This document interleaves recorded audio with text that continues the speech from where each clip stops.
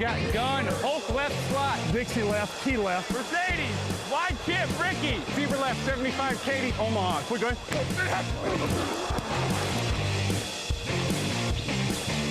Last play of the game. Who's going to win it? Luck rolling out to the right. Dumps it up to Donnie Avery. Yeah! Go ahead, goal line. Touchdown. Touchdown. Touchdown. Touchdown. Hello, bonjour et bienvenue à tous dans l'épisode numéro 437 du podcast Touchdown Actu. Alain Maté, très heureux de vous retrouver à mes côtés ce mardi pour débriefer la 4e semaine de la saison régulière NFL 2021. Raphaël Masmejean est là, bonjour. Salut à tous.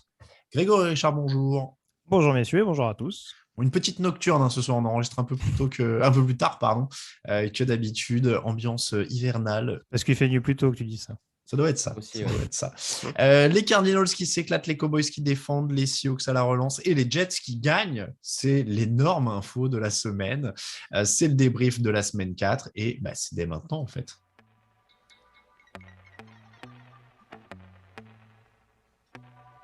What's going on? It's Keenan Allen with the LA Chargers. You are listening to Touchdown Podcast.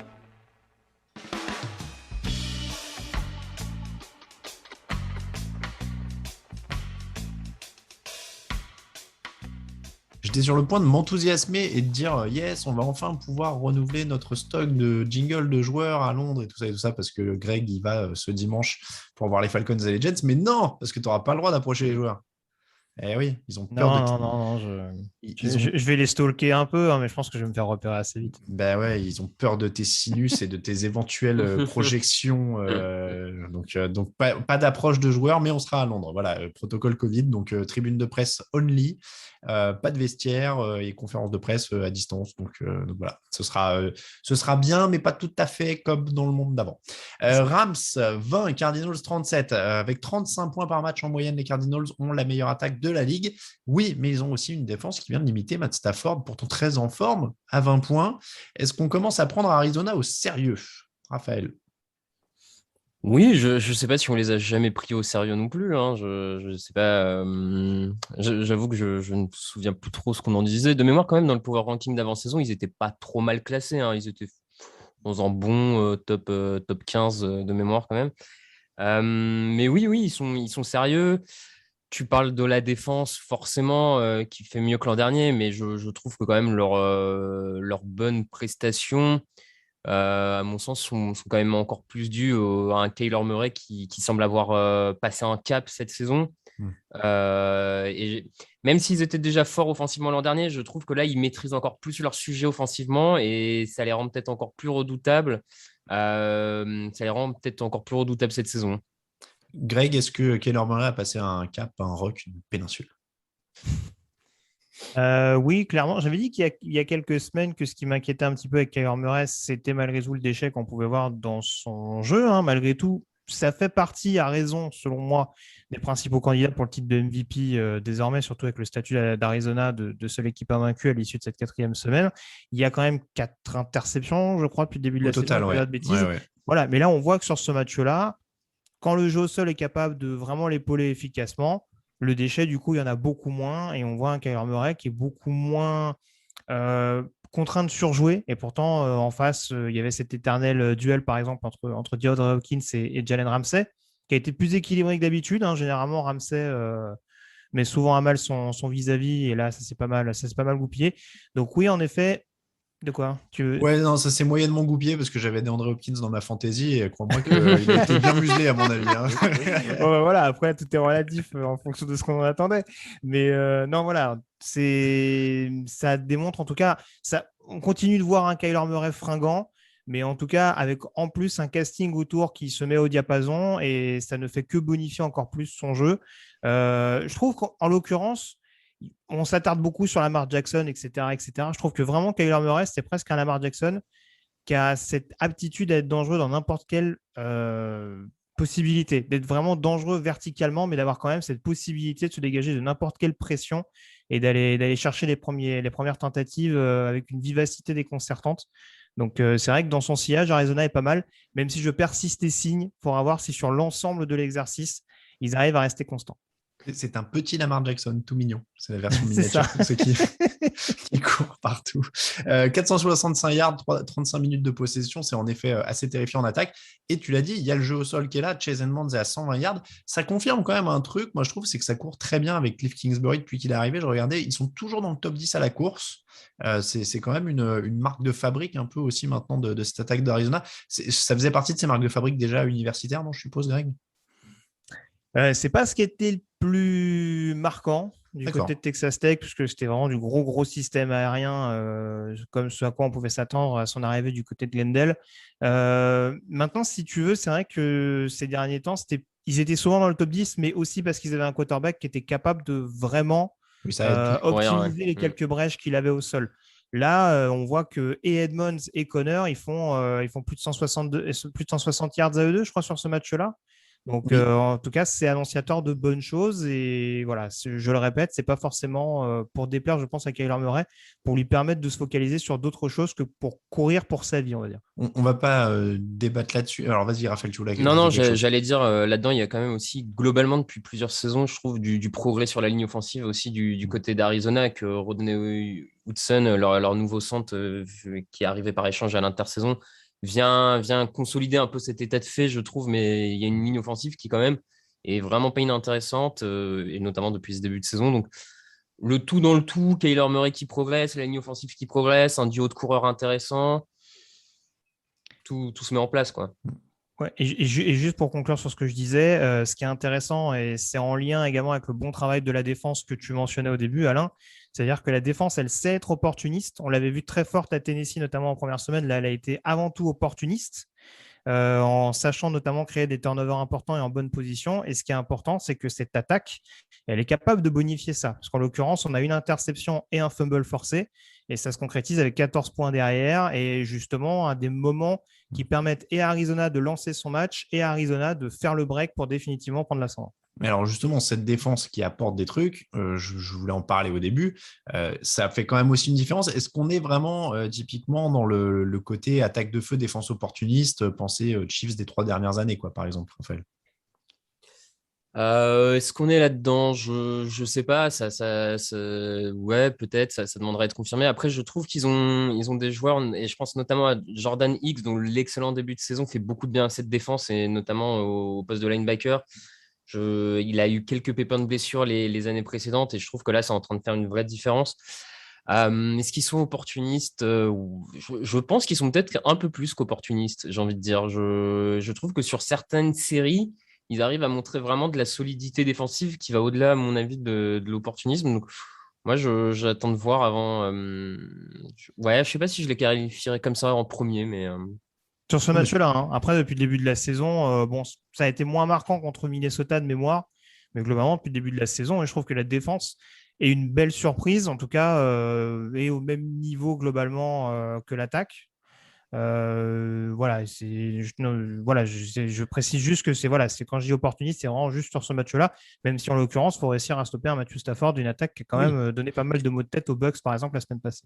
Et quand je voulais dire opportuniste, je me suis peut-être mal exprimé. Moi, c'était pour dire qu'il pourra faire les minima et avoir des temps forts pour gagner les matchs. Voilà, comme oui, sans doute. Voilà. Il y a quand même des joueurs de talent sur chacune des lignes, donc ça aide aussi, quoi. Sachant que Chandler Jones a quand même eu un match assez quelconque, et on voit malgré tout que la défense a répondu présent, donc c'est bon augure.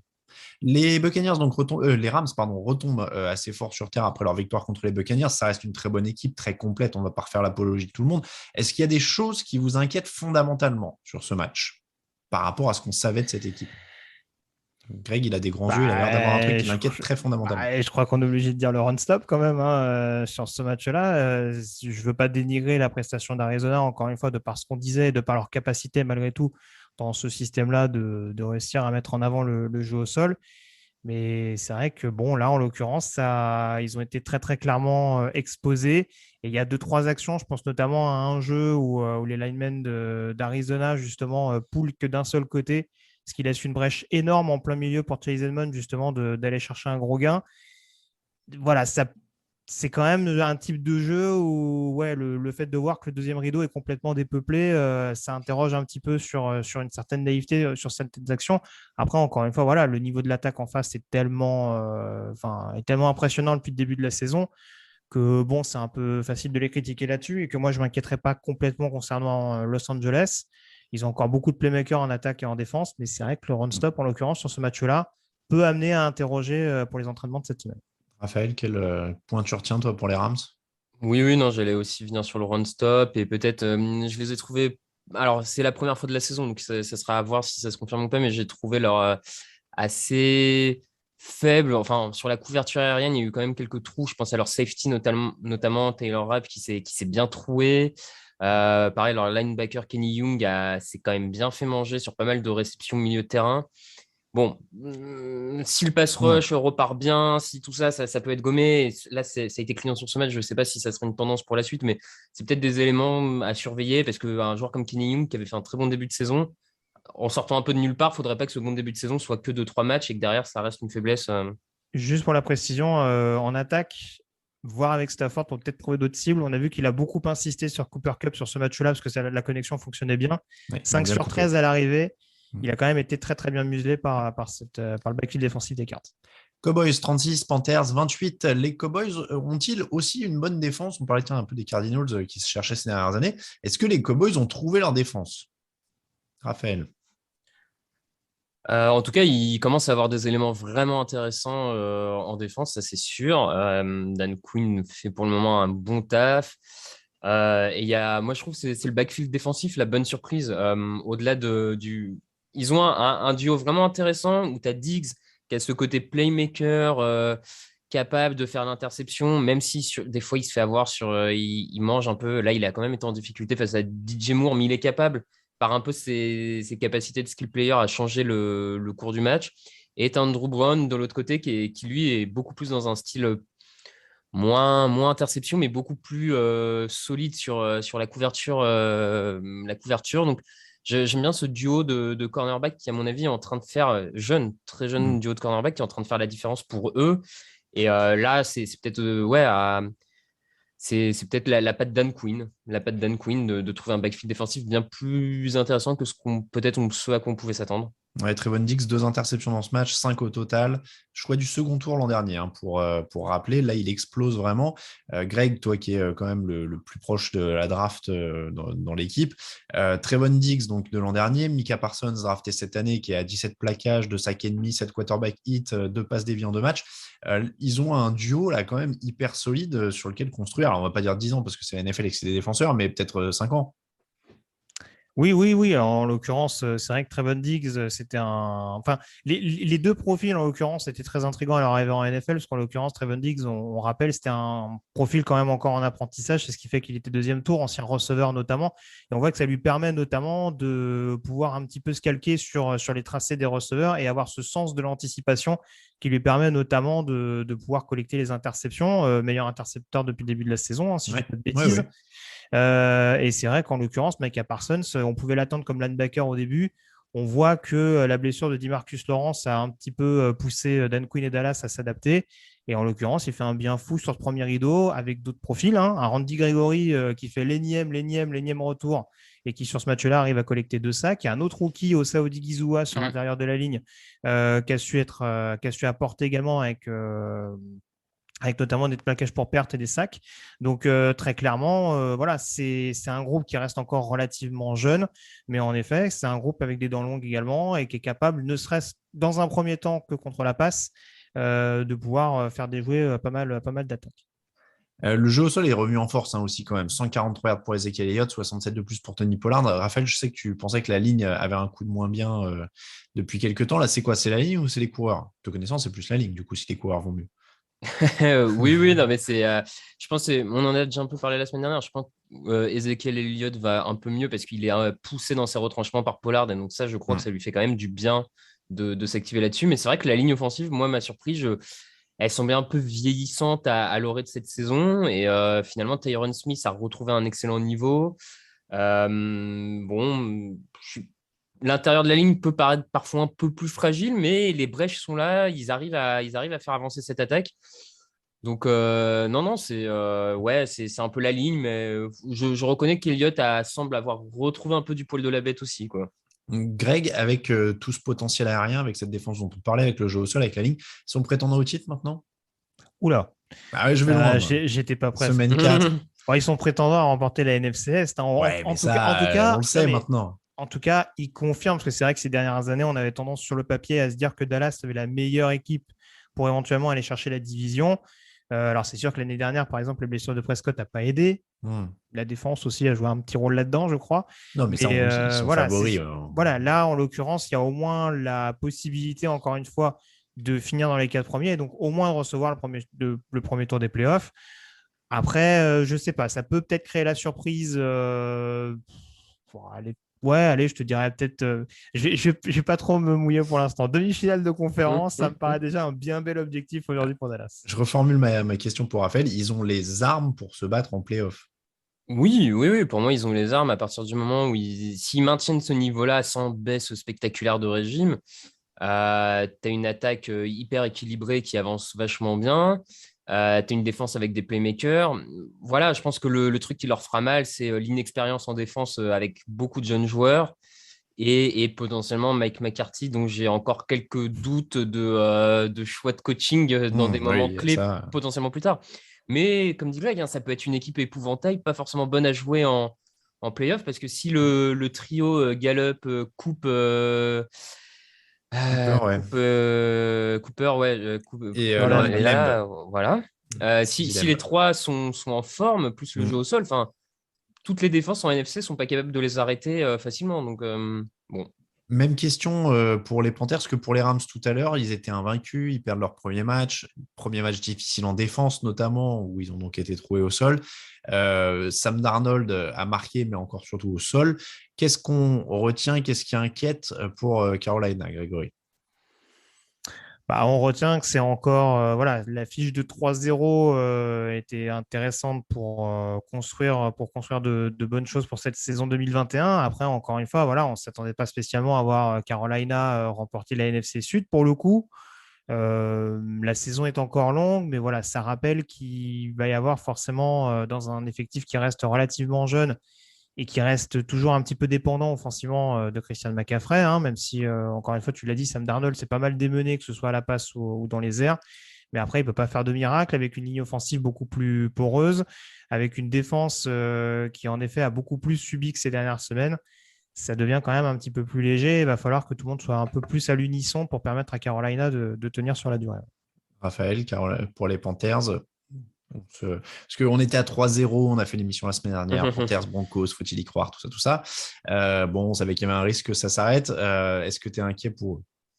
Non, pas inquiet parce qu'ils ont des armes et des éléments pour rester assez solides et de toute manière pas inquiet dans le sens que je les voyais pas faire une incroyable saison. Donc là, je trouve que s'ils arrivent à se maintenir à leur niveau actuel, pour moi, la saison est déjà meilleure que l'an dernier. Donc ils continuent leur phase de progression. Donc je suis pas inquiet là-dessus.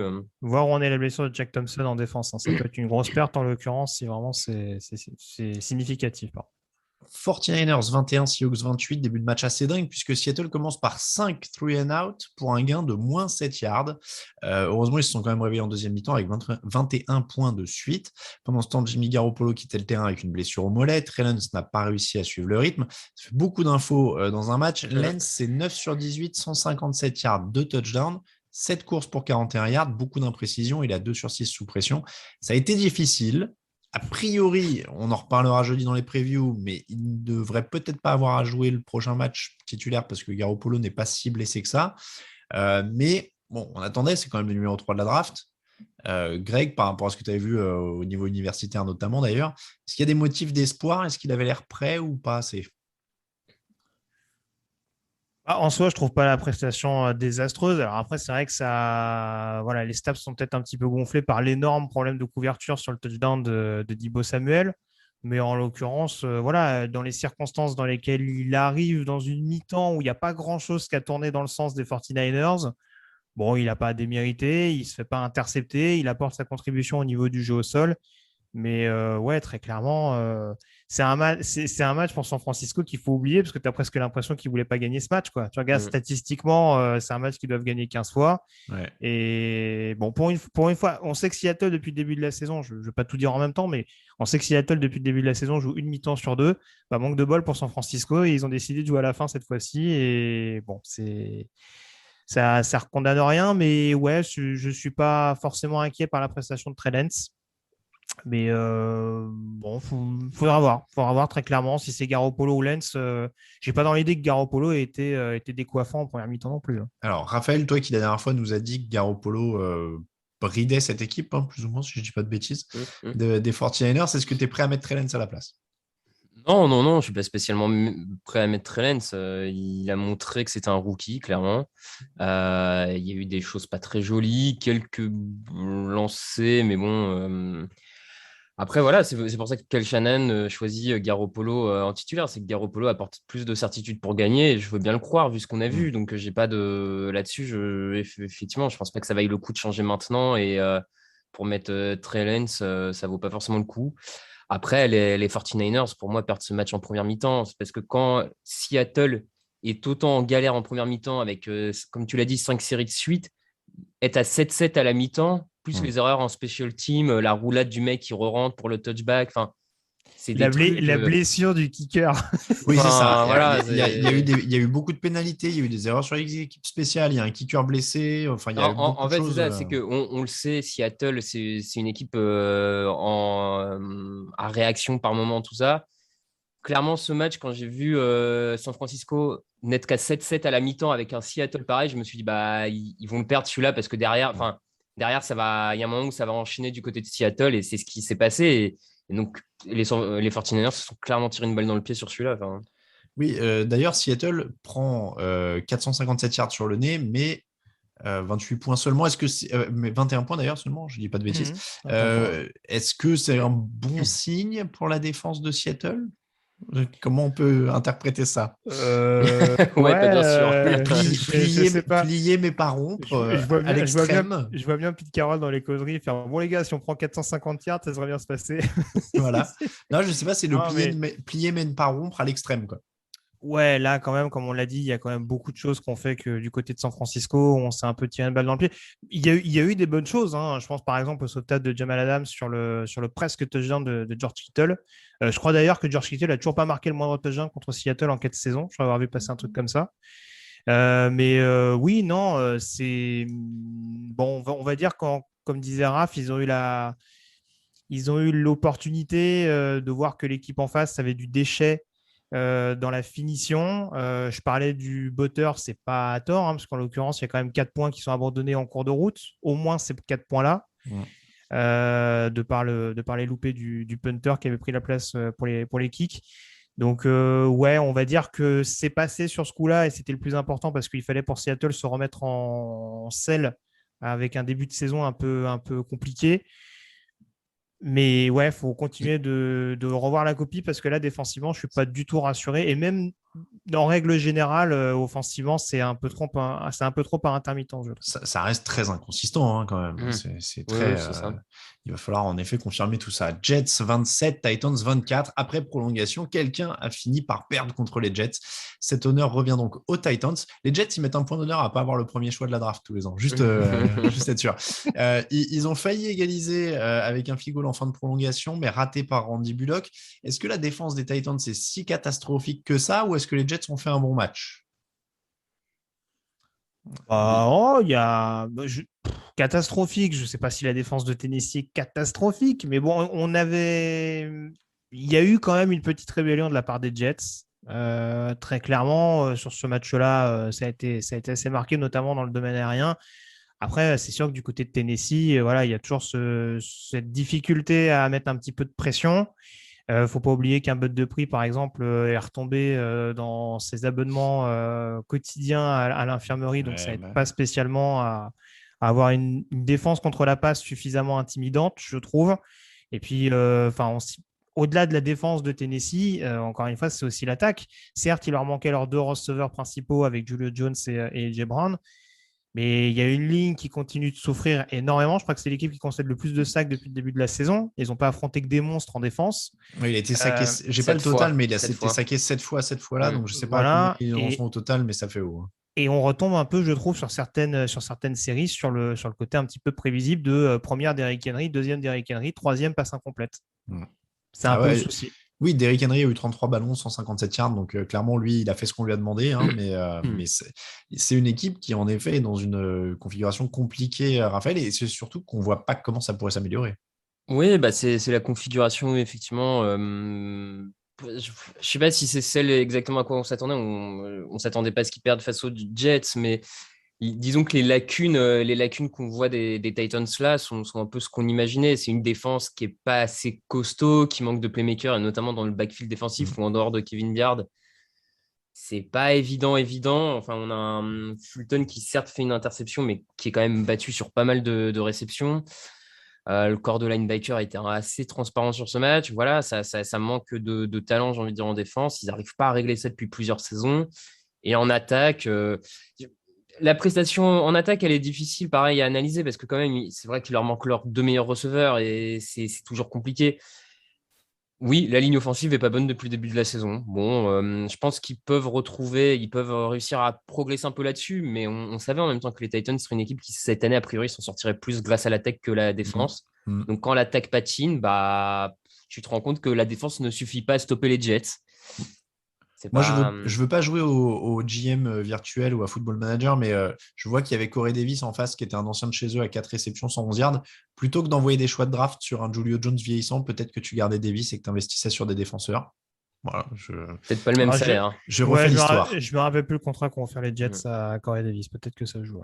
Après, c'est sûr que Julio Jones, il le paye pas au SMIC. Ça doit être un peu moins cher que Julio Jones, ouais, non, Bah, je suis pas sûr, vu l'âge Non et la durée de contrat, je suis pas sûr qu'il soit moins payé. Hein. Je sais plus. J'ai pas Spotrac sous les yeux, donc je vais pas dire de non, bêtises. mais ouais. Bon. En tout cas, Zach Wilson, donc 21 sur 34, 297 yards, deux touchdowns, pardon, une seule interception. Il y a toujours des hauts et des bas. Il y a des hauts très, très fun. Est-ce que les supporters des Jets, ils doivent être comment? La calme, enthousiasmés, blasés Bah, forcément, tu es un peu enthousiaste. Tu viens de gagner après 3 matchs. Tu te disais que la saison pouvait être très, très longue. Peut-être pas sans victoire, parce qu'on sait à quel point, en fait, ça arrive pas souvent des équipes sans victoire. Mais donc, forcément, un peu enthousiaste. Et on a vu qu'effectivement, ce pourquoi Zach Wilson a été drafté haut, notamment sa puissance de bras, on l'a vu là, la bombe qu'il envoie pour Corey Davis. Enfin, c'est pas du gain, par Corey Davis. C'est vraiment la balle qui traverse 60 yards dans les airs. Donc, le mec a le bras. Après, bon, ça reste encore très, très, très limité en termes de lecture, en termes de précision, de décision. Bon, c'est foot champagne, c'est dans le jardin, tu vois, on s'amuse. Mais on voit en tout cas, alors c'est sans doute lié également par rapport à ce qu'on disait au passage de l'équipe adverse, mais voilà, quand la ligne lui laisse déjà un peu plus de temps, voilà, il y a peut-être moins le paramètre, voilà, je panique, je lance un petit peu trop vite. Alors c'est sûr que c'est pas très rassurant d'emblée, mais bon, encore une fois, c'est que son 4e match en NFL aussi. Oui. Faut voir un petit peu comment il s'acclimate. On lui a mis un corps de receveur à disposition. On voit qu'il y a quand même des joueurs qui ont été productifs sur ce match-là. On s'entend bien avec Davis. Hein. Oui, tout à fait. Même Keelan Cole, il me semble, fait des bonnes stats. Je ne les ai pas sous les yeux. Mais oui, non, en l'occurrence, voilà, on voit qu'il y a une défense qui est composée de bons éléments. Offensivement, voilà, il y a un backfield offensif qui reste extrêmement perfectible, une ligne offensive qui, sur quelques matchs, va les condamner. Mais oui, en tout cas, offensivement et dans les airs, il y a moyen de se faire un petit peu plaisir et pourquoi pas de rester tout au long d'un match dans la course, voire aller en chercher quelques-uns comme ça a été le cas. Et voilà, on remercie les Titans d'avoir raté leur field goal à la fin du match parce que ça m'aurait bien fait chier d'avoir un match nul à la dernière seconde. Ah ouais, non, merci. Ça aurait été dur pour les Jets de se faire égaliser comme ça. Oh ouais, non. Chargers 28, Raiders 14, première défaite de la saison pour les Raiders, donc plus d'équipes invaincues en dehors des Cardinals. Complètement annihilé par la défense des Chargers, 51 yards en première mi-temps pour Las Vegas. Ils se sont repris, ils en ont mis 200 en deuxième mi-temps, hein. Mais il y a un 4 sur 13 sur troisième tentative. Est-ce qu'on est pour les Chargers dans ce qu'on appelle aux États-Unis d'Amérique le statement game? Est-ce qu'ils ont envoyé un message avec cette défense? Parce que Brandon Staley, coach défensif, arrive et fait du taf en défense quand même, mine de rien. Ouais, ça se sent et je trouve que ça se voit vachement sur le backfield défensif qui me semble vraiment costaud, très très agressif. Je vois sur certaines séquences les mêmes attitudes, la même agressivité sur la couverture qu'il y avait aux Rams l'an dernier, et notamment avec des Darius Williams, tout ça qui était assez agressif sur l'homme. Et là, tu revois les mêmes choses avec Adderley, tout ça. C'est la patte est en train de se poser. Alors, je sais pas si c'est un statement, comme tu dis, parce que bon, on n'en est qu'à 4 matchs.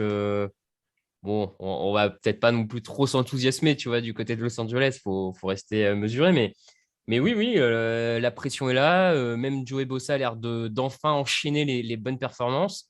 Lui qui avait peut-être un côté un peu irrégulier ces derniers temps. Écoute, défensivement, c'était quand même très, très costaud.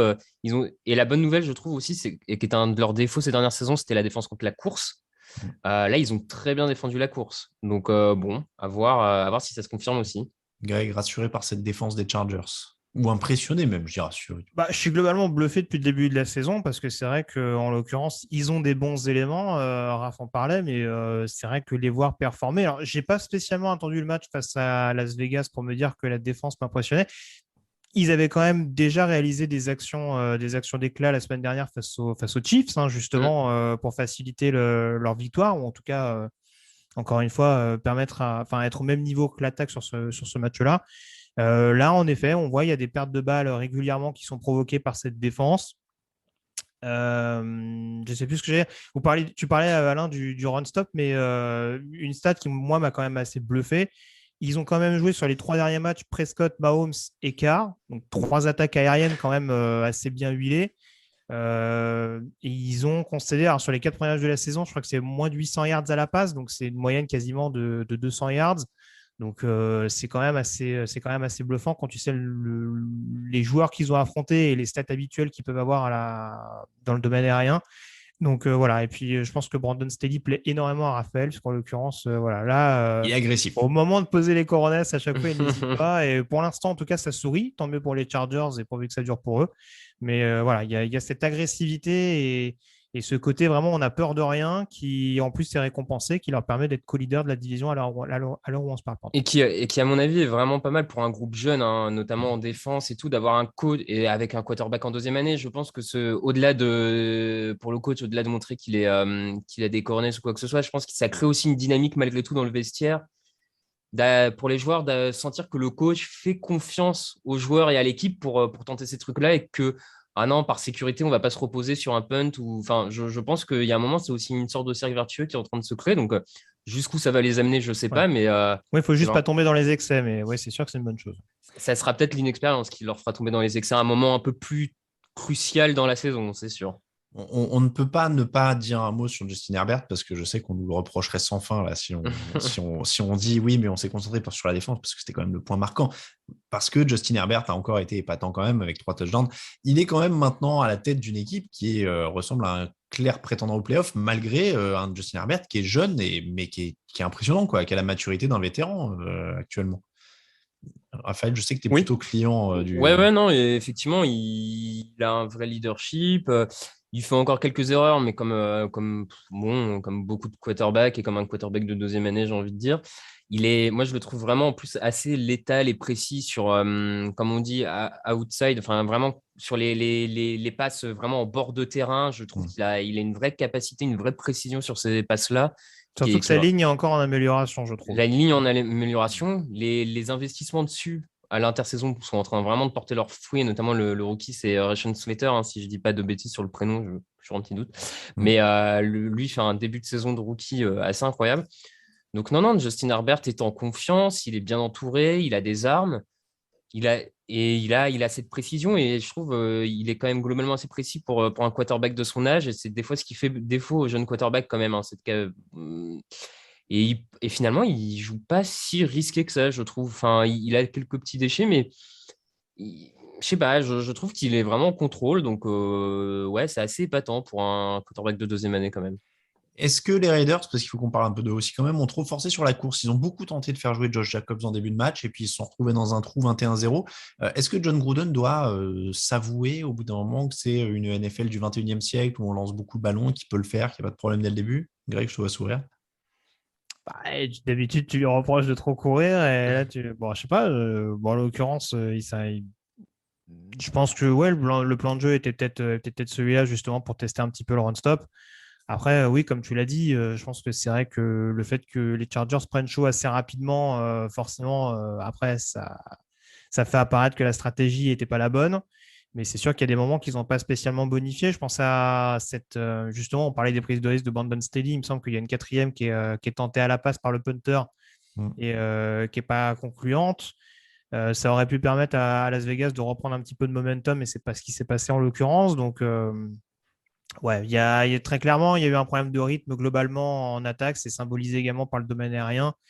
Voilà, oui, le play call est sans doute pas parfait, mais voilà, bon, c'est pas forcément un mauvais calcul, je trouve, en soi, d'avoir peut-être voulu mettre le pied à l'étrier à Josh Jacobs en essayant de tester justement ce run-stop des Chargers en face. Raphaël, un peu comme les autres, comment dire, comme les autres équipes qu'on a traitées tout à l'heure, c'est une équipe des Raiders qui a bien marché en début de saison, qui était à 3-0, qui perd ce match-là, mais il n'y a pas de dysfonctionnement honteux ou inquiétant, quoi. Non, non, il n'y a pas de dysfonctionnement ou inquiétant. Je pense qu'effectivement, c'est pas une équipe qui pouvait viser une saison que de victoire. Donc forcément, des défaites allaient arriver. Ils vont peut-être un peu rentrer dans le rang. Après, comme tu dis, il y a quand même une attaque il y a une attaque qui a des armes et qui va continuer à mettre des points cette saison. La défense a été un peu plus en difficulté parce que je pense que là, sur ce match-là, le pass rush a été en difficulté et du coup, ça expose quand même un peu plus ce backfield défensif qui, en début de saison, à mon avis, a été bien protégé par des Crosby, des Ngakoue qui étaient très efficaces. Donc là, quand ça marche un peu moins à ce niveau-là, bah forcément, ils en payent un peu les frais.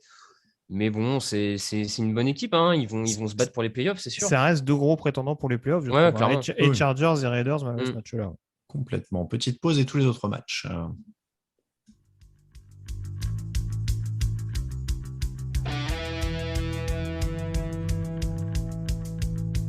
Actu, analyse, résultat, toute l'actu de la NFL, c'est sur touchdownactu.com.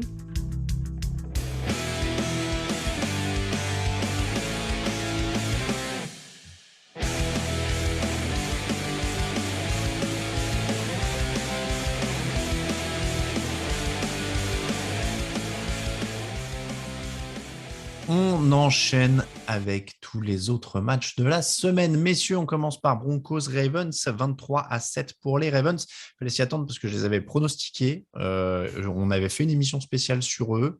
Je crois que j'avais dit que c'était une bonne équipe dans laquelle jouer dans le fauteuil. Enfin bon, il y avait tout contre eux. Donc Teddy Bridgewater s'est blessé, commotion cérébrale. Drew Lock est revenu. Bon, il n'a pas amené de points en deuxième mi-temps. Bridgewater était à 0/6 sur les passes de plus de 10 yards avant de sortir. Donc c'est pas comme s'il mettait le feu aux airs non plus avant de se blesser. Question inévitable, est-ce que les Broncos ont calé sur leur premier test? Bah, offensivement, en tout cas, oui. Après, c'est sûr que la la commotion de Bridgewater n'a pas forcément aidé en ce sens, mais bon, c'est pas. Là, c'est sûr qu'il y a quand même on a quand même ressenti une petite différence, même si la défense a essayé de freiner tant bien que mal, notamment le jeu au sol adverse, hein. La preuve du côté des Ravens, on a souffert jusqu'au bout pour aller chercher ces 100 yards à la course, mais Et ils ont bien fait. ils ont bien. Oui, bon, moi, après, personnellement, j'ai pas été choqué si on anticipe déjà Non, sur mais la question, mais Non, mais je dis ça parce que j'ai écrit un article avec un ton un peu caustique hier, et donc les gens, pas les gens d'ailleurs, certains gens ont cru que je jouais ma vie là-dessus et que j'avais la haine totale donc je me suis fait traiter de supporter des Broncos, alors ce qui n'est pas tout à fait exact. Mais bref, ne vous inquiétez pas, hein, dans l'absolu, je m'en fiche qu'il l'ait tenté ou pas. Moi, je trouve que le record, bon, tu vois, c'est un record dont je ne savais pas qu'il existait, si tu veux, avant qu'il le brise. Bon, voilà, donc de se faire chier à faire ça. Mais dans l'absolu, j'en veux pas non plus qu'il l'ait fait. Donc ne vous inquiétez pas, vous n'avez pas besoin de m'insulter sur Facebook. Ça aurait été sur un dernier jeu où tu joues le Ça match. me- Bon, là, après, voilà, j'ai pas dans l'idée que ça a été fait de manière un petit peu grossière. Bon, voilà, on essaie de grappiller 2-3 yards un peu Non, sous le mais manteau. Bon, écoute. C'était l'occasion pour moi d'ajouter les Ravens à la liste des équipes que je hais, visiblement, selon la communauté Non, Internet. mais On en est à peu près à 38 équipes sur 32, là, au niveau des équipes je que pense je que déteste. je pense que ça aurait été un autre coach que John Harbaugh. Je pense qu'on aurait pu mais je trouve en effet que c'est pas un mauvais calcul en effet pour alimenter la dynamique de Oui, l'équipe. si ça les fait Voilà, jouer un petit kiffer. peu sur la confiance. Voilà, on sait que je crois savoir que les joueurs NFL jouent un petit peu à l'ego, donc c'est pas forcément un mauvais calcul en soi. Après, juste pour finir, pas faire trop long. Voilà, offensivement, on a vu qu'il manquait de solutions, notamment au retour des vestiaires. notamment avec Drew Lock en l'occurrence. Donc on ne sait pas si Shurmur est plus à l'aise avec Bridgewater qu'avec Lock, mais en tout cas en deuxième mi-temps c'était un peu moins clinquant. Et ce qui me perturbe un peu plus avec Denver, c'est que défensivement, surtout quand on voit l'investissement sur le backfield défensif, ils ont quand même beaucoup souffert face à Lamar Jackson, qui a eu des allures de Patrick Mahomes sur ce match-là quand même. Ouais, parce que Marquise Brown s'est réveillé aussi. Oui, aussi. Ça, c'est sûr, il y a eu beaucoup moins de drops que la semaine dernière, notamment. Quand même. Bon, alors, je ne demande pas trop l'avis de Raphaël sur Drew Lock, parce que je vais résumer les épisodes précédents pour nos auditeurs. Il n'est pas fan. Je dirais ça comme ça. Je dirais qu'il avait vécu quelques longues soirées d'hiver l'an dernier, parce qu'il s'est souvent retrouvé parachuté sur les matchs des Broncos. Il a donné son corps pour l'équipe à chaque fois, et on va peut-être pas rouvrir des plaies. Donc, ça a été compliqué. Mais les Ravens vont mieux, eux, Raphaël. Oui, les Ravens vont mieux après peut-être un début de saison qui a semblé un peu compliqué, notamment sur la ligne offensive. Même à ce niveau-là, ça va mieux. Après, moi, je ne suis pas tellement surpris du résultat. Enfin, l'effectif des Ravens me paraît quand même beaucoup plus qualitatif que celui des Broncos, et notamment offensivement. Bon, je sais, on n'est tous pas toujours au sein de la rédaction d'accord sur Lamar Jackson. Moi, je trouve qu'il fait bien le taf et qu'il est de plus en plus convaincant à la passe depuis ce début de saison. Notamment, il a progressé sur les passes en profondeur, qui était son défaut dans le jeu aérien, ce qui ne l'est pas. Il y a des roulements d'yeux de Grégory. Ouais, non, mais je sais très bien qu'on n'est pas d'accord dessus. Mais en tout cas, il y a une progression, je suis d'accord avec Raph. Statistiquement, pour le moment, il est quasiment impeccable sur les passes en profondeur. Là, ça a fait beaucoup de mal à la défense de Denver sur ce match. Voilà, moi, je pense que... Et du coup, les Ravens, pour moi, redeviennent vraiment une équipe intéressante pour la suite, parce qu'avec des progrès de Lamar Jackson, toutes les équipes n'arriveront pas à les bloquer au sol, moyennant comment les Broncos l'ont fait, parce que les Broncos ont un des meilleurs run-stop de la ligue. Donc en plus, si maintenant, quand le jeu au cours s'est un peu bloqué, ils arrivent à enchaîner mieux à la passe, bah, ça redevient une équipe quand même intéressante. Alors bien sûr, après, en face, c'est facile. Bridgewater se blesse, même s'il n'était pas bon avant de rentrer. Drew Lock derrière, bon bah voilà. Bien sûr, la défense n'a pas été testée en vrai sur ce match. La défense n'est pas testée, donc ils n'ont pas besoin de mettre 40 points dans les airs pour l'emporter. Mais moi, attention aux Ravens, attention. C'est assez fort de Jackson, surtout qu'il perd encore un left tackle sur ce match-là avec la blessure de Villanueva. Donc oui, c'est notable. Moi, je trouve qu'ils sont dans une bonne position parce que autant il y avait une hype il y a 2 ans, et même un peu l'année dernière, autant cette année, on les entend un peu moins. Il y a les Browns qui sont forts dans la division, il y a des choses comme ça. Et c'est peut-être la position idéale parce qu'ils peuvent continuer à progresser un peu dans l'ombre. Et en effet, Lamar Jackson progresse et c'est un très bon joueur que je ne déteste pas. Oui, à ce que certains croient. Et c'est encore plus important parce qu'on rappelle que c'est une année quand même relativement importante d'un point de vue contractuel pour l'intéresser. C'est vrai aussi. Ouais. Allez, Eagles 30, les Chiefs 42. Aucun punt dans ce match, c'est vous dire si ça a défendu fort. 200 yards au sol, 278 dans les airs pour les Chiefs. Ils ont fait à peu près ce qu'ils voulaient. On a eu un match avec 2 bonnes attaques, 2 mauvaises défenses. Est-ce que je raccourcis trop ou non, c'est bon, c'est un bon résumé. Bon. Dans ce cas, la différence, c'est quand même que Philadelphie cale et se contente trop souvent de field goal. Jalen Hurts fait quand même un bon match. Il est à 387 yards de touchdown, 47 yards au sol.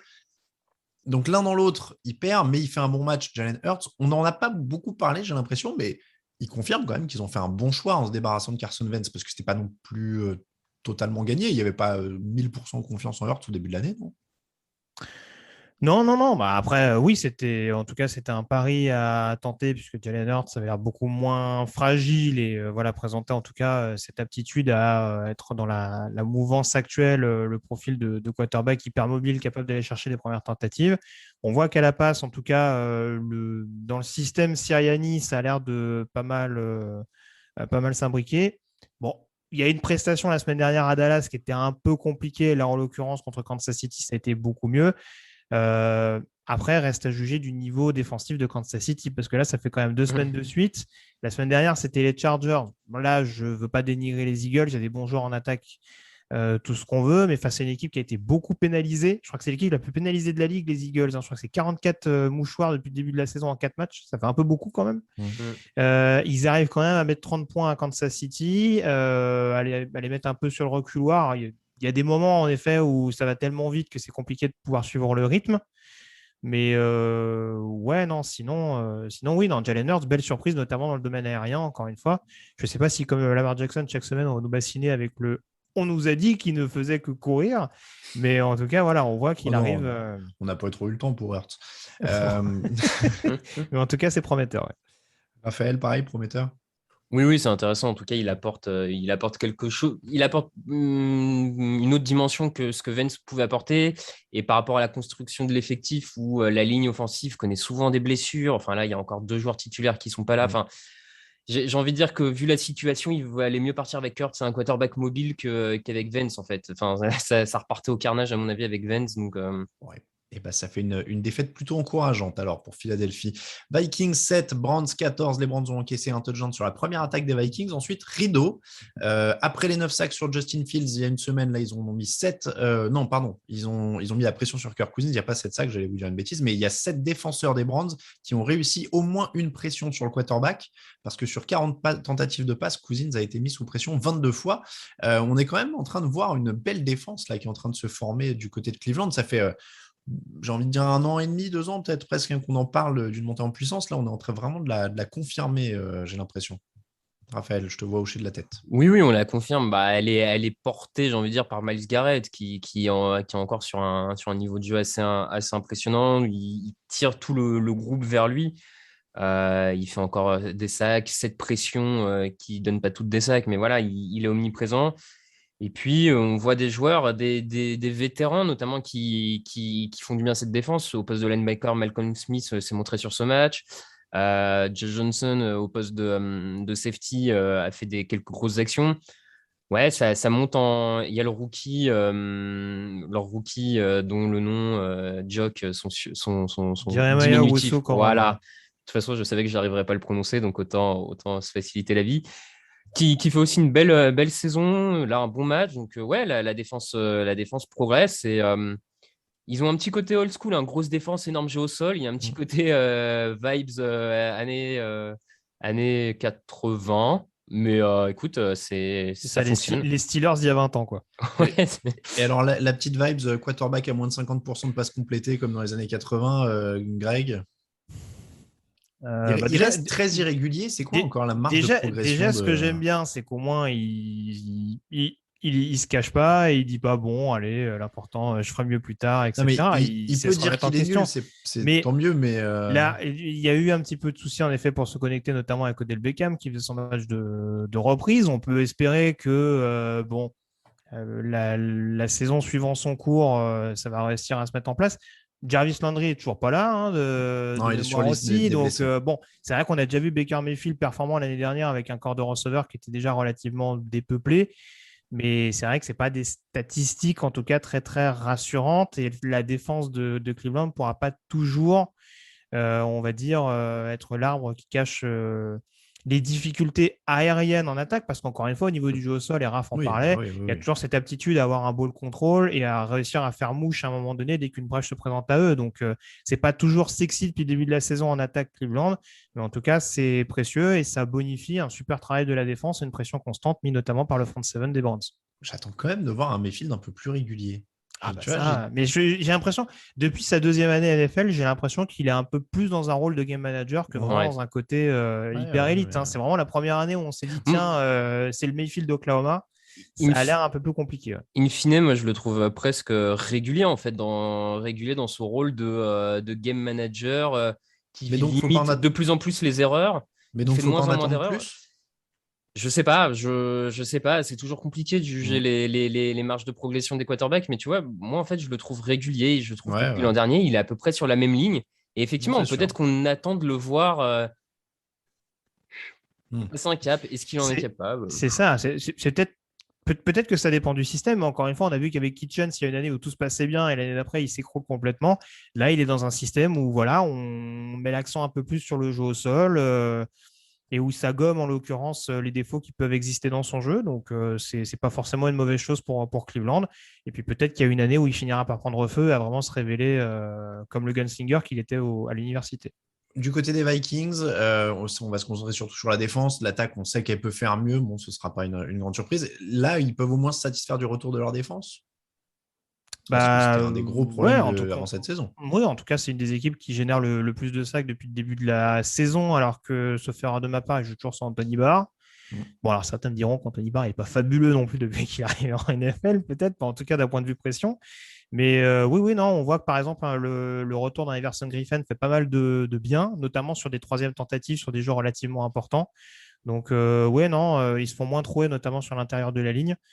Donc voilà, après, c'est toujours la même chose avec Minnesota. C'est une équipe très déroutante parce que ce serait bien que ce soit cohérent sur de nombreux aspects sur certains matchs. Et malheureusement, on a l'impression que quand certains jouent, d'autres se disent bah, finalement, on a mieux à faire. Donc c'est peut-être un peu frustrant quand on est fan des Vikes. Ouais, c'est ça.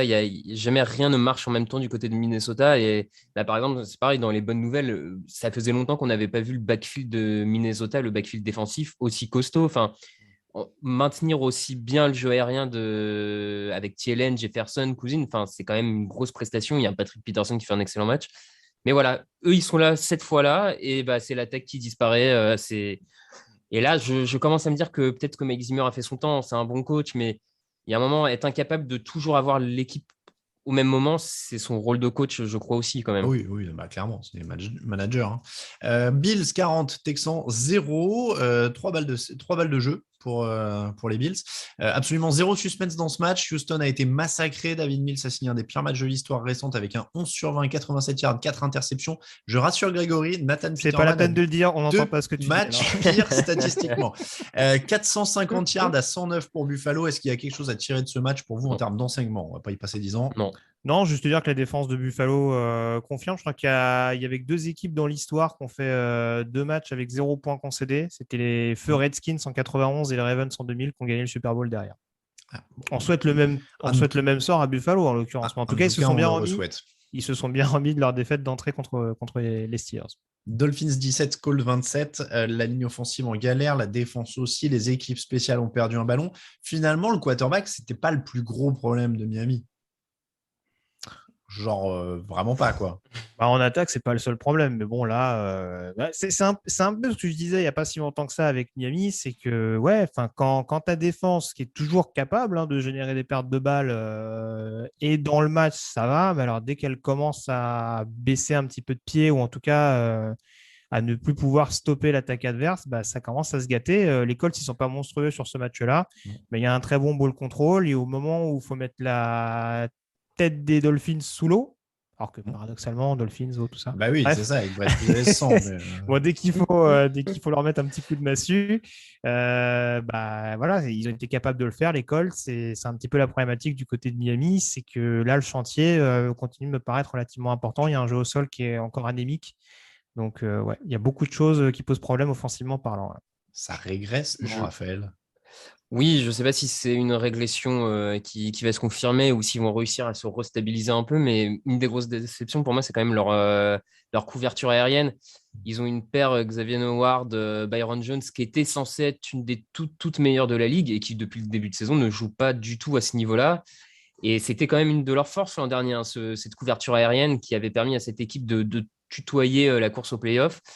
Donc là, ouais, si même la défense se met à rejoindre les difficultés de l'attaque, la saison va être plus longue que prévu, je pense, du côté de Miami. Après, il y a une pression qui est peut-être un peu moins importante que l'an dernier. J'ai pas les stats sous les yeux, mais en termes de rusher, ça m'a l'air un peu moins foufou.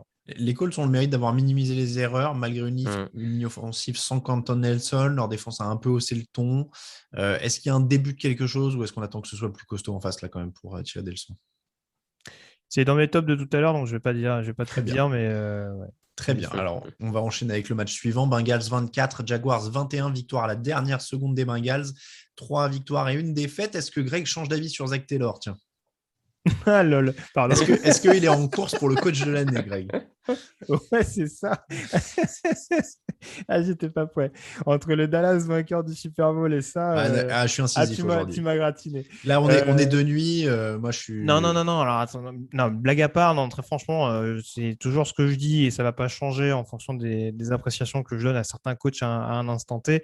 Il y a des matchs qu'il faut gagner en NFL et Cincinnati a au moins le mérite de le faire. Là, en l'occurrence, c'était un match extrêmement piégeux en prime time contre une équipe des Jaguars qui a quand même assez bien démarré. Il y a un truc principalement qui m'inquiète chez ces Bengals à l'heure actuelle, c'est leur début de match. Ils ont beaucoup de mal à démarrer au tableau d'affichage leur rencontre et face à des équipes plus opportunistes en première mi-temps, ça pourrait se compliquer et en effet leur donner une deuxième partie de saison un petit peu plus délicate.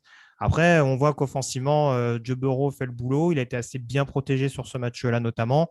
Il y a une défense qui, sans être hyper flashy, fait le boulot dans le sillage, notamment d'un Logan Wilson qui est excellent depuis le début de la saison. Donc, il y a beaucoup de signes encourageants. Il faut voir ce que ça va donner, la blessure de Joe Mixon. Mais en tout cas, oui, c'est de bon augure. Après, j'attends de voir sur la durée ce que peut donner les Bengals, mais en tout cas, ils gagnent les matchs qu'il faut gagner en ce début de saison. Raphaël, et ça va être à leur crédit. Raphaël, un peu plus d'enthousiasme. Non. D'accord. Non, mais pas tellement. Non, mais Grégory a raison. Pour les Bengals, gagner ces matchs-là, c'est important parce que l'an dernier, ils ne le faisaient pas. Et voilà, donc c'est quand même un bon signe. C'est une équipe qui progresse. Maintenant, je crois qu'il y a beaucoup de choses qui sont bien passées pour les Bengals sur ce match, qui montrent aussi la faiblesse de l'adversaire. Et je pense notamment à la ligne offensive de Cincinnati, qui normalement est le gros point faible, qui là a passé une soirée tranquille parce qu'en face, il n'y a pas de pass rush. Et qu'à Jacksonville, les soucis et les soucis s'accumulent sur plusieurs escouades et en dehors des escouades sur le banc, semble-t-il. Sur les escouades supplémentaires aussi. Ouais. Semble-t-il. Donc, bon. C'est-à-dire que c'est triste parce qu'ils calent sur une 4e tentative devant la end zone alors qu'ils peuvent mener 21-0 quand même. Donc, ce qui aurait pu là vraiment mettre la tête du dauphin sous l'eau, hein, comme disait tout à l'heure Grégory. Ils perdent en fin de match. C'est le premier match sans ballon perdu pour Trevor Lawrence quand même. Donc, ils n'arrêtent pas de dire on est tout prêt. Ils ont l'air tout prêts quand même. Oui, ils s'améliorent. Je persiste et signe quand ils utilisent de manière un peu plus régulière James Robinson. On voit en tout cas que cette attaque peut être un peu plus fringante. En effet, Trevor Lawrence, on attend un peu plus que le côté j'ai minimisé les erreurs aujourd'hui, mais en tout cas, on voit que c'est le cas. Il court pas si mal, hein, j'ai été surpris. Il avait une bonne mobilité. Il n'y a pas de. Mais ils sont pas si loin que ça. Mais ouais, il manque encore cette petite ce côté playmaker, oui, c'est oui, alors il faut qu'on résume. Donc je rappelle parce que la 4e tentative n'est pas passée. Donc ensuite Urban Meyer a tenté la 5e tentative au bar qui visiblement a pris la forme de 5 margaritas. Alors c'est son bar, hein, moi j'ai appris. Oui. Alors attendez, je reprends depuis le début. Fin du match, les joueurs rentrent à Jacksonville. Urban Meyer reste dans l'Ohio parce qu'il a un bar dans l'Ohio vu qu'il était le coach d'Ohio State et donc visiblement il a investi dans un bar. Et donc, il dit « Je reste pour voir mes petits-enfants ». En fait, ses petits-enfants, visiblement, étaient au bar et c'était une grande blonde qui s'est frottée contre lui. Alors moi, ma théorie, c'est qu'il pensait que c'était Trevor Lawrence parce qu'il y a une ressemblance capillaire sur la vidéo et que sur le coup, sur le malentendu, il se dit « Tiens, Trevor est resté, on fait la fête ». Donc voilà, les récits… Il travaillait les press-snaps. Voilà. Petit travail. Donc, les récits Twitter, etc., c'était qu'en effet, il y avait une nana qui avait dansé un peu proche de lui, qui a des mains qui se sont baladées, etc. Bon, ça, c'est sa vie, donc on n'en parle pas sur le site jusqu'à ce moment-là. Il fait ce qu'il veut. Alors, c'était pas sa femme, mais ça le regarde aussi. Hein. Mais en effet, les Jaguars n'ont pas trop aimé. Il y a eu des réunions au sommet. Ils ont probablement essayé de voir s'ils pouvaient le virer pour faute grave. Leur avocat leur a dit que c'était un peu juste. Du coup, Shad Khan a fait un communiqué disant qu'il fallait qu'il regagne le respect de tout le monde, y compris des joueurs, ce qui est quand même pas tout à fait bon. Après 4 matchs, en première saison. Alors, je vais pas faire trop long parce qu'on l'est déjà suffisamment dans cette émission, mais on est d'accord, encore une fois, concrètement, d'un point de vue conjugal, Urban Meyer, s'il a envie s'il est libertin ou je ne sais quoi, il fait absolument ce qu'il veut si sa femme est d'accord. Ça, là-dessus, je contesterai pas, c'est pas ma vie privée. Attends, il fait ce qu'il veut, même si sa femme est pas d'accord en soi, on s'en fout, quoi. Non, mais bref, je vais pas m'étendre. Non, parce que si on enlève tous les infidèles des terrains NFL, il va manquer du monde. Il n'en reste pas moins. Je sais que ça a beaucoup été comparé avec certains joueurs, notamment le fameux exemple Tyreek Hill, etc. Déjà, j'ai pas dans l'idée que l'image d'un coach et l'image d'un joueur, malheureusement, je le déplore le premier, soit la même aujourd'hui au sein d'une organisation. Urban Meyer, il traîne quand même déjà pas mal de casseroles. Hein. Faut aussi le rappeler. On rappelle qu'en début d'année, il a voulu engager un préparateur physique qui avait été viré de son programme universitaire parce qu'il dénigrait les joueurs dénigrait les joueurs noirs pour faire simple, concrètement. Ça avait fait un gros tollé et du coup, le préparateur physique avait été viré dans la foulée. Et je rappelle également, puisqu'on parle de mœurs légères et de problèmes conjugaux, qu'Urban Meyer avait aussi fermé les yeux sur les violences domestiques d'un ancien assistant coach à Ohio State. Donc, je peux comprendre que du côté des Jaguars, on se dise, on n'a peut-être pas besoin de ça aujourd'hui. Enfin, c'est le coach d'Aaron Hernandez à Florida et il a fermé Oui, en les yeux plus, sur des trucs aussi c'est là-bas. Hein. Oui, mais le coach des Gators. dans ce cas-là, en fait, oui, je suis d'accord, mais dans ce cas-là, pourquoi réagir à une main baladeuse? Ne le prends pas directement, en fait. Si tu as des remords sur ses dossiers, non, mais... ne va pas le chercher, en fait. Si tu estimes que son passif est déjà trop lourd. Ah, mais en fait, moi je suis d'accord avec Donc, toi, sauf que bref. tu peux estimer que sur l'histoire d'Ohio State, bon, tu peux te dire, bon, c'est sa parole contre celle de machin bidule. Sauf qu'entre-temps, il y a eu 2 cas un peu particuliers sur des sujets un peu lourds. Voilà, donc bon, on sait que les Américains, je pense, sont aussi un peu plus puritain, peut-être. Voilà, le côté, oh là là, mon Dieu, qu'est-ce qu'il a fait, voilà. C'est d'un point de vue image. Pendant que sa femme donnait le bain aux enfants, voilà. Il est peut-être pas obligé de se faire gauler au bar, etc. Enfin, je pense qu'il y a beaucoup d'autres moyens éventuellement d'entretenir une relation extra-conjugale si tout le monde est d'accord. Voilà, bref. Mais bon, encore une fois, voilà. C'est plus d'un point de vue image que je comprends que les Jaguars au bout d'un moment se disent bon, t'es gentil Coco, mais c'est déjà pas terrible sur le terrain. On n'a pas besoin que le coach soit une distraction en plus. Après, c'est ce que tu dis, c'est le côté un peu funky des fois des États-Unis et des sports US, c'est-à-dire que le mec, il a couvert des agressions, des trucs comme ça, et puis il va tomber pour une main au cul, quoi. C'est quand même assez particulier. Packers 27, Steelers 17. Un peu en difficulté en début de match. Les Packers ont mis 27 points sur le second et le troisième carton pour plier l'affaire. Leur jeu au sol marche bien. Et puis surtout, en face, il y avait une attaque de Pittsburgh toujours en grande souffrance. Alors, on ne va pas développer très, très longuement parce que ce sera le thème du jour dans l'émission de jeudi. Donc, je peux prendre de l'avance. Mais comme vous ne serez pas dans cette émission, vous pouvez quand même dire un mot aussi là-dessus. C'est quand même très, très grande souffrance pour Pittsburgh. Maintenant, en attaque, il n'y a plus l'air d'y avoir grand-chose à sauver, quoi. Que ce soit de la ligne ou quarterback, quoi. La ligne était un peu meilleure. Après, encore une fois, c'est pareil. Il y a quelques jours de ça, on a eu écho du fait que Roethlisberger n'était pas en super super état physique. Oui. Malheureusement, ça ne remonte pas à cette année. Hein. Ça fait pas mal de temps qu'il traîne des blessures à répétition depuis son début de carrière quasiment. Mais ouais, au point où on se posait même la question de savoir si c'était pas plus judicieux de le reposer contre Cincinnati. Là, on voit que même sur des moments où il avait un petit peu de temps, Roethlisberger jouait peut-être un petit peu contre le rythme. En tout cas, voilà, il n'y avait pas un bon timing avec ses receveurs et c'est quand même un peu problématique quand on sait qu'il a quand même un corps de receveur malgré tout capable éventuellement de lui proposer des solutions. De toute façon, moi, je veux pas... Smith-Schuster notamment qui fait 2 sur 8, c'est un peu bof. De toute façon, moi, je veux pas teaser ou spoiler ou quoi, hein, mais Victor Roulier a prévu de le démonter jeudi. Bon, on va lui laisser le plaisir alors. Je dis ça. Voilà, je sais pas pour répondre rapidement si les Steelers auraient une meilleure possibilité au poste de quarterback, mais c'est sûr que forcément ça va devenir problématique, encore plus si la ligne n'est pas dans un bon jour. Voilà. Après, sur ce match-là, très clairement, les Steelers peuvent avoir des regrets, notamment par rapport à ce coup de pied bloqué annulé. Où, très franchement, ça leur casse un sérieux momentum, quoi. Bon, promis, on parlera des Steelers plus longuement, mais on est déjà un peu long aujourd'hui, donc on va avancer un petit peu. Raphaël, quand même, un mot sur les Packers. Ils ont bien couru. C'est un pas de plus pour eux quand même dans cette mise en place offensive face à une bonne défense en plus. Oui. Je ne saurais pas dire beaucoup plus que ça. C'est le Green Bay auquel on s'attendait un peu avant le début de saison, assez sérieux offensivement. Défensivement, il y a des trucs intéressants, même si je pense que c'est encore bien perfectible hein, défensivement. C'est clairement pas une machine. Encore du côté de Green Bay. Bon, écoute, on va monter en régime, comme tu dis. Monter en régime. Patriots 17, Buccaneers 19, le retour de Tom Brady à New England, victoire difficile, ça a calé en zone rouge, ils ont marqué qu'un seul touchdown. Ceci étant dit, on ne va pas forcément s'inquiéter pour l'attaque, on va peut-être plutôt parler de la couverture défensive qui commence à être décimée, le quadriceps pour Carlton Davis, la commotion cérébrale pour Antoine Winfield Jr., les blessés déjà avant ce match, Sean Murphy-Bunting, Richard Sherman en difficulté, on va falloir bricoler quand même là un peu toute l'année maintenant, j'ai l'impression que ça va être une constante, Raphaël, pour Tampa.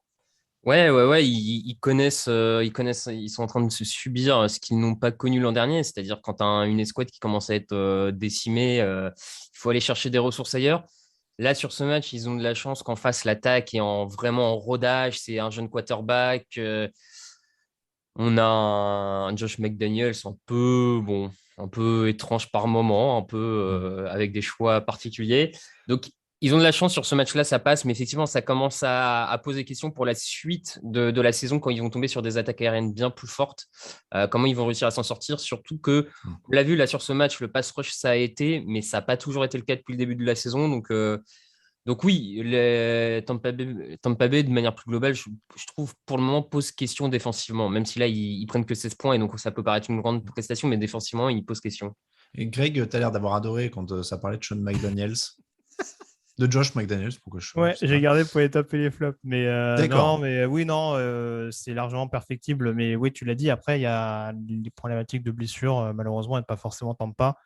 Et c'est sûr que ça va être un petit peu contraignant. Là, sur ce match-là, ouais, il y a un petit brin de réussite pour leur permettre de s'imposer. On ne pensait pas qu'ils galéreraient autant, enfin, moi, en tout cas, à titre personnel, du côté de Foxborough. Mais voilà, va falloir que l'attaque soit répondre présent tout au long de cette saison.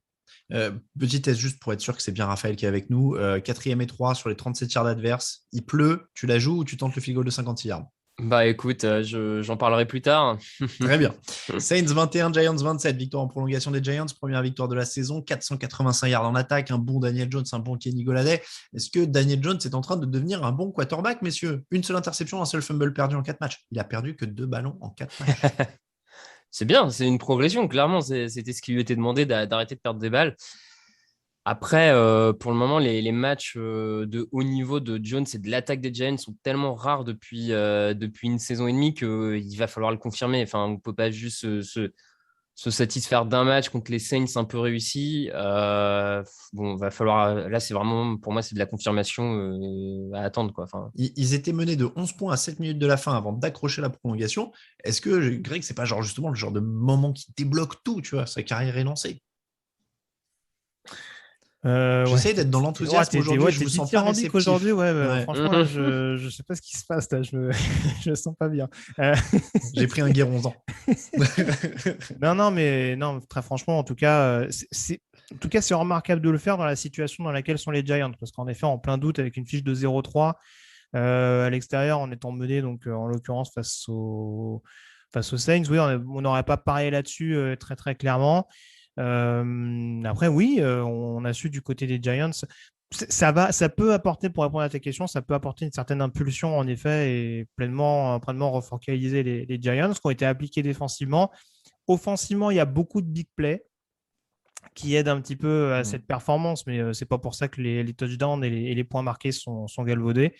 Mais bon, pour revenir rapidement, peut-être pour anticiper également sur la prestation des Saints, je suis quand même assez troublé par la prestation de leur pass rush, notamment de leur ligne défensive. On voit que il n'y a pas trop de pression, justement. Cameron Jordan, notamment, est un peu symbolique de ça. Je crois qu'il a 0 sac depuis le début de la saison. Ça n'a pas dû lui arriver souvent après 4 matchs en début de campagne. Et voilà, après, on a des defensive backs où ça peut faire interception comme ça peut faire big play derrière. Donc, c'est un peu compliqué pour l'instant. C'est l'équipe des Saints qui continue de tâtonner et pour laquelle, d'un match sur l'autre, on ne voit jamais le même visage. Donc, c'est un peu comme les Vikings, c'est toujours aussi perturbant. Et voilà, les Giants ont su exploiter ça pour enfin réussir à lancer leur saison. Mais c'est vrai que les Saints, c'est un peu un match sur deux. En effet, ils avaient 11 points d'avance. Ils couraient bien en plus. Donc, qu'est-ce qui ouais. s'est passé, Raphaël? Je sais pas trop ce qui s'est passé. Comme tu dis, il courait bien. C'est peut-être, ouais, la défense a un peu craqué sur des big plays. Effectivement, il y a un Marshon Lattimore qui, jusque-là, par exemple, faisait une excellente saison et là, se fait bien manger sur un gros touchdown. Enfin, ouais, ils ont craqué sur 2-3 actions un peu bêtes. Bon, écoute, ça arrive, hein. Falcons 30, Washington 34, victoire au finish pour Washington dans un match offensif, des équipes qui se sont rendues coup pour coup. Greg, c'est la vie que tu as choisie, tant qu'Atlanta n'a pas de défense. Ouais, parlons de craquer en fin de match, Voilà. sans transition. Voilà. Apparemment, les équipes d'NFC Sud ont un peu souffert en fin de match contre les équipes d'NFCS. Mais ouais, non, bah écoute, que te dire non, bah, c'est pareil. Il y a l'incroyable renaissance de Cordarrelle Patterson. 3 touchdowns. Alors ça, j'avoue, franchement, là, ouais, très bonne acquisition. Franchement, je ne pensais pas qu'il serait aussi performant. J'aime bien Greg qui a ce côté. Je ne l'ai pas payé cher, je l'ai trouvé dans un bac comme ça. Je ne m'attendais pas à ce que ça me serve autant. C'est vraiment le truc. Tu sais, des fois, tu as acheté un truc. Il y a les punts aussi, les retours de punt. Il est utile tout le temps. Enfin. Mais tu sais, il y a vraiment cette vibe chez Greg. C'est le truc que j'ai acheté à 10 balles une fois, comme ça, en n'étant pas convaincu. En fait, je m'en sers tous les jours. Bref, tout ça pour dire que non, en tout cas, voilà, on sait que notamment l'efficacité en zone rouge, c'est un gros problème du côté d'Atlanta, et au moins il a cet avantage de proposer une solution un peu plus de vivacité, on dira justement pour être précieux dans cet exercice-là. Matt Ryan fait un bon match parce qu'en face, il n'y a pas de pass rush du côté de Washington et ça devient peut-être un petit peu préoccupant pour l'équipe de Ron Rivera. Hein. Quand on arrive à faire passer la O-line d'Atlanta pour celle de Dallas, c'est qu'à un moment donné, ça devient peut-être un peu problématique. Mais non, bah écoute, la route est longue pour Atlanta, mais on le savait. Pour Washington, elle l'est peut-être aussi avec 2 victoires, mais peut-être 2 victoires en trompe-l'œil parce que c'est 2 victoires vraiment acquis à la sueur du front. Hein. Ouais, ils prennent l'eau en défense toujours, c'est assez inquiétant. En attaque, un mot quand même sur Taylor Heinicke. Heinicke, je sais jamais, Heinicke. 23 sur 33, 290 yards, 3 touchdowns. Il va quand même le chercher en fin de match. Oui, il a le mérite d'aller le chercher. Il est un peu sur cette dynamique du match de playoff qu'il avait joué, où il avait essayé de surprendre un peu, et au final, ils n'avaient pas été ridicules contre les Buccaneers. Il surfe là-dessus. Finalement, je trouve que pour Washington, c'est presque plus intéressant de l'avoir toute la saison que Fitzpatrick, de le faire jouer. Je trouve qu'à quelque part, c'est ce que j'allais te demander en fait. Il pourrait un peu devenir leur pure cousine, j'ai envie de dire. Enfin, même s'ils n'ont pas forcément les mêmes qualités, mais de ce quarterback que tu n'attendais pas vraiment et qui peut devenir finalement une sorte de franchise quarterback. Bon, à voir s'il le confirmera ou pas, mais bon, je trouve ça intéressant. Et puis il a une jolie arme avec Terry McLaurin qui est fantastique. Bon, je lui souhaite de pas tout à fait faire la. Enfin, si, je lui souhaite la même carrière que Larry Fitzgerald, mais je lui souhaite à un moment d'avoir peut-être des lanceurs un peu plus. Ouais, on est un peu sur la même ambiance. Je l'ai mis dans les sons de la semaine aussi, en effet. Pour l'instant, il est seul. Bears 24, Lions 14 pour terminer. Ça s'est mieux passé pour Justin Fields. Il a 4 sur 6 sur les passes de plus de 20 yards. Il y a eu du mouvement, il y a eu des passes simples pour se remettre en confiance. Est-ce que Matt Nagy a trouvé la recette avant de remettre Andy Dalton? Je vois que Raphaël rigole. Non, mais parce que c'est le cercle Matt Nagy, quoi. C'est je suis mauvais, je suis en danger, je bats une équipe pour me donner du temps, et puis hop, on va retomber dans les mêmes travers. Voilà, je crois pas vraiment que ça change. Heureusement, ils ont bien préparé le match avec les qualités de Justin Field. Il manquait plus que ça qu'ils leur fassent jouer un match avec le playbook d'Andy Dalton. Ça aurait été un peu débile. Enfin, je sais pas, c'était quand même le minimum. J'aime bien la notion de cercle de Nagy. Voilà, on va la garder. Moi, au-delà de la question de quel quarterback ils vont mettre, moi, le fameux cercle, du coup, pour reprendre l'expression, moi, c'est de savoir quand est-ce qu'il va repéter les plombs et qu'il va nous dire c'est bon, c'est moi qui reprends les appels de jeu. Manifestement, il a laissé sous-entendre que c'était Bill Lazor, son coordinateur, qui les avait appelés sur ce match-là. Bon, rien de fabuleux non plus, hein. À part le big play de Darnell Mooney, il n'y a rien qui m'a ébloui non plus dans ce qu'ont proposé les Bears offensivement. C'est encore la défense comme contre Cincinnati qui a porté à bout de bras l'équipe et qui, je pense, va les porter pendant longtemps cette saison. Hein, parce qu'en l'occurrence, Justin Fields, il y a encore un petit apprentissage à faire malgré tout. Très franchement, je pense qu'il faut quand même garder Justin Fields, mais ouais, de toute façon, j'ai quand même un peu peur que Matt Nagy, à un moment donné, se dise bon, allez, les gars, c'est quand même mon équipe, c'est quand même mon jouet, laissez-moi un petit peu m'éclater. Il a dit que c'était Andy Dalton le titulaire, s'il est en bonne santé. Ouais. Voilà, c'est vrai, en termes de com, écoute. Ils ont été aidés quand même par des Lions à 1 sur 5 dans la zone rouge, qui n'avaient pas franchement envie de marquer. Envie de gagner, ouais. Voilà, Jared Goff en difficulté face à la pression. Si en plus il manque de réalisme, les Lions, ils ne vont jamais y arriver parce que là, c'était les Bears en face, il y avait l'occasion d'en prendre un. Ouais, pas aidé par la ligne, très clairement, parce que Penei Sewell, il a pris l'eau sur ce match-là. Il y a son centre qui fait des snaps un peu bizarres. Bon. Très bien. On passe au top et au flop.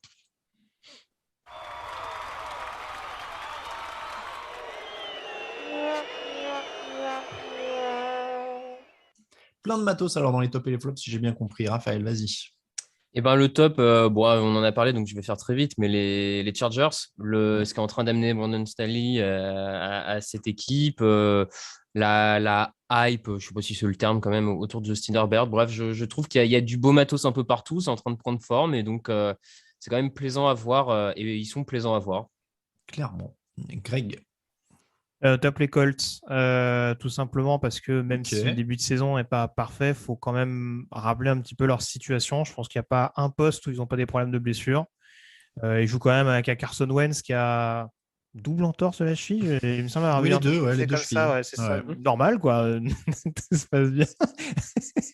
Jonathan Taylor est un peu diminué.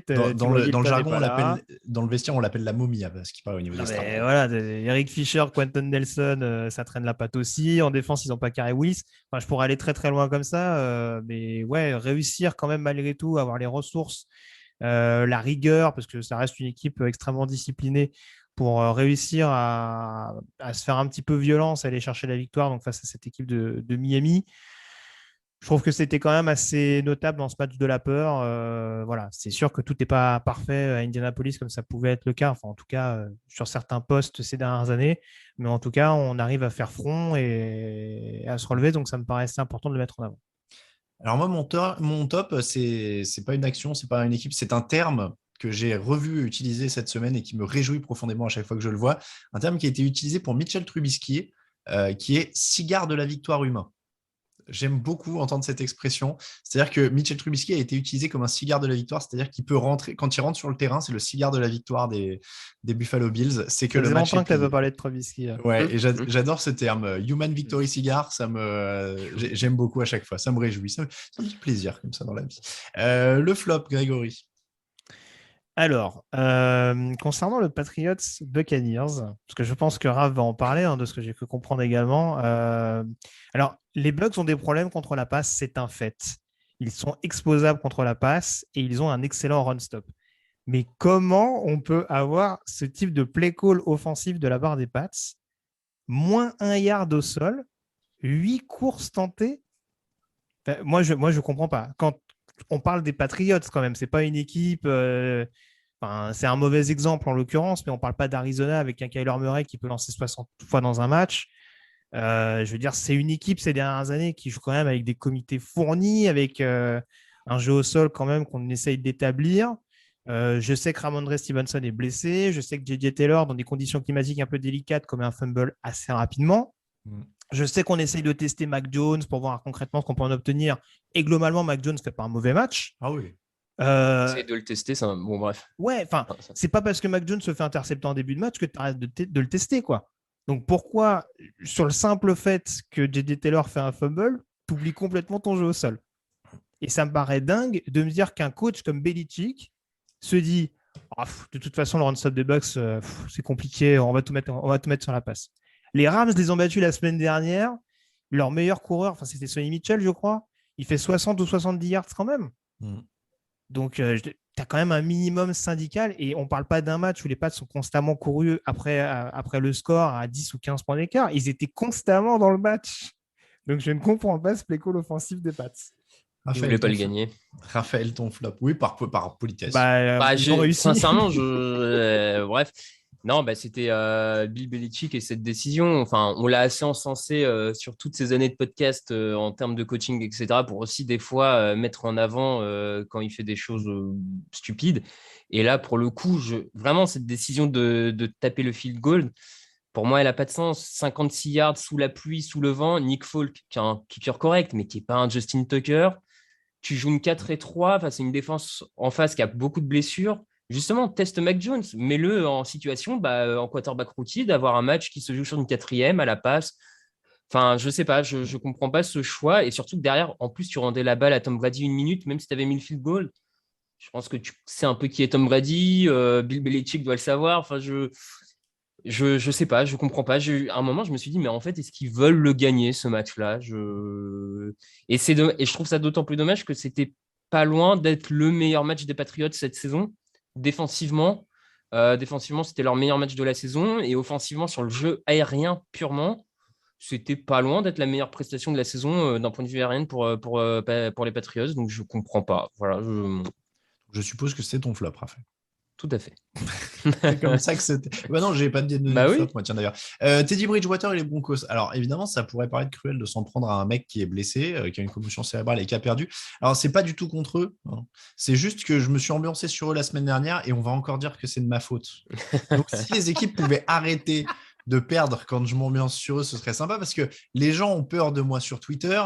Je commence à avoir l'impression que mes amis ne veulent plus me serrer la main. Au début, je croyais que c'était le Covid, mais je sens quand même qu'il y a des gens qui commencent à avoir physiquement peur de moi. Et cette réputation que je commence à traîner sur les réseaux sociaux, je vais devoir engager une firme comme ça de e-réputation qui va enlever tous les posts qui disent que je fous la chkoumoune à tout le monde parce que ça va finir par arriver sur LinkedIn et puis du coup, je pourrais plus trouver d'emploi dans toute ma vie. Enfin, si tu veux, à Saint-Denis, j'ai des envoûteurs et des marabouts. Hein. Ah oui, ouais, bah voilà, non mais voilà, je vais peut-être finir par devoir appeler ça. Donc voilà, je suis désolé, j'en veux un peu à Teddy Bridgewater aux Broncos parce que du coup, Du coup, voilà, et on l'a vu, ça m'a rendu terriblement aigri. J'ai écrit un article à charge d'une violence inouïe contre les Ravens derrière. Donc voilà, ça m'a. Vous le voyez, je suis complètement bouleversé. Je suis une chkoumoune humaine maintenant, visiblement. Donc merci d'arrêter. Je ne sais pas sur qui ça va tomber cette semaine, mais bon, voilà. C'est comme ça que se termine l'épisode 435 du podcast Jean Actu. On remercie tous ceux qui nous écoutent et tous ceux qui nous soutiennent sur Tipeee. Il y en a plein cette semaine. Swaff99, Marc Coropokels, pardon, à chaque fois je le prononce mal, Julius Maximus, No More Mr. Nice Guy, Melchion, Johan, ou Johan, pardon, je ne sais jamais, Coucoulem, Pierre Charleux, Osiris, Onirim M, Raf 49ers et Obsidian. Il y a pas mal de monde parce qu'il y a les nouveaux sous-verts, je vous le rappelle, dédiés à Londres. On a pas mal de sous-verts sympas qui arrivent. Tous les premiers du mois, il y en a un nouveau. Et il y a une édition spéciale qui va arriver là au milieu du mois d'octobre. Pour nous suivre, Twitter @TDActu, Facebook @TDActu, Instagram @JeanActu en entier, Raphaël_TDA pour Raphaël sur Twitter, @Yellow Radiosa pour Greg, @Alain Mattei pour moi-même. Toute l'actu de la NFL, c'est donc sur tdactu.com. On vous souhaite une très bonne semaine et on se retrouve jeudi pour parler donc de la semaine 5, puisqu'on arrive déjà à la semaine 5, et donc des Steelers. Je vous ai déjà un peu teasé tout ça. Merci beaucoup Raphaël, merci beaucoup Greg. Très bonne soirée à tous les deux. Ciao, ciao.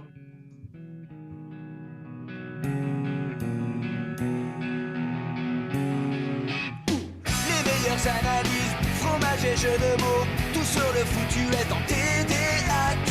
Le mardi, le jeudi, tailgate au risotto, les meilleures recettes en TDAQ.